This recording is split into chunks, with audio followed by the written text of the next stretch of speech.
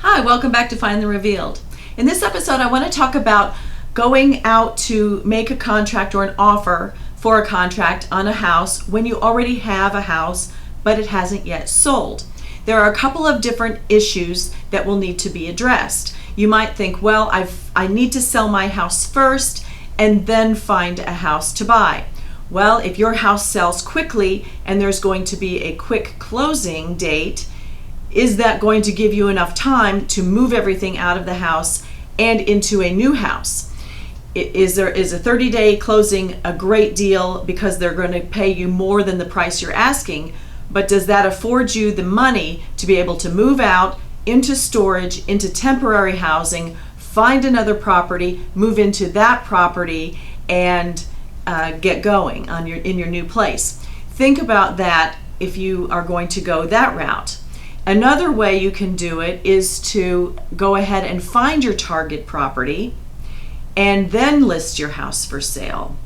Depending upon how your market is for the two different houses, even though the market in your area might be really a buyer's market in that houses are selling quickly, it depends usually on the price of the property. So if you are in a $200,000 house, you're moving up to a $400,000 house, the prices may be a big enough difference that the market for those two prices is different. So investigate that so that you have that information going in.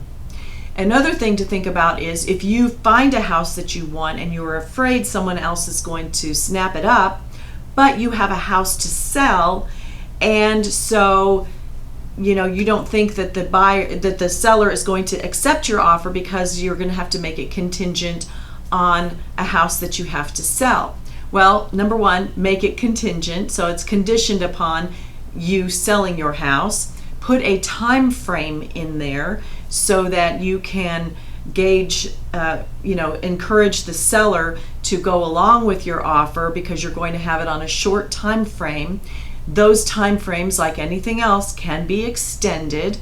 You can extend those time frames if necessary and put some money behind it by adding to your escrow deposit. That's another way to do it.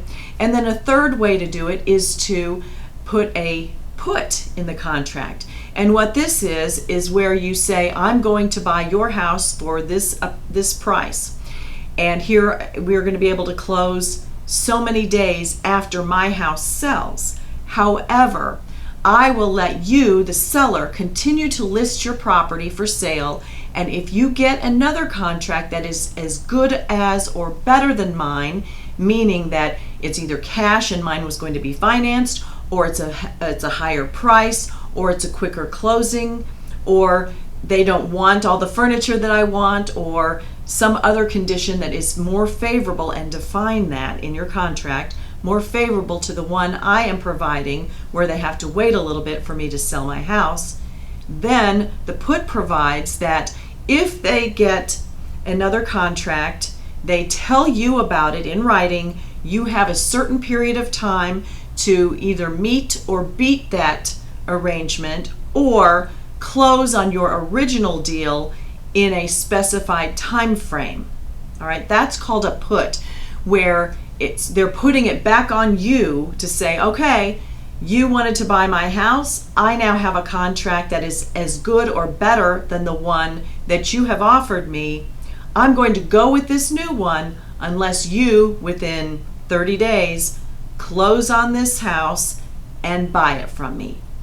So you going into this as the buyer, if this is some property you really want, you need to make sure your financing is arranged, that when you sign that contract with the put and the clause in there that it's contingent, that you're ready to put your house on the market or already have put your house on the market, that there's no additional delays there, and that you have financing lined up so that if you have to buy this house while still owning the house that's for sale and removing that condition, you have financing, some type of a bridge loan to get you there. So you'll want to investigate the bridge loan financing. You'll want to look at the time frame for selling houses like the one you have for sale. Look at your financial situation as far as whether this is reasonable. Figure out what the terms can be on the new property and what if you have to increase your offer or shorten the time frame. Those are the two variables that will get you in that house faster. So if that's something that you want to do, contact a real estate attorney to make sure that the clauses are consistent with what you want, that all the other time frames in that pre-printed contract match up, and then go sell your house. It's something that you can do. You just need to be organized and plan ahead. So let me know, give me a thumbs up if this was helpful to you, if you learned something. Share it with someone who is considering what they're supposed to do or what they can do to get into a new house and sell their other house. This is one option. Leave me a comment below if you had any of these types of scenarios and how they worked out for you, or any questions you have. Subscribe to see our other videos and come back to see me next time. Thanks for watching.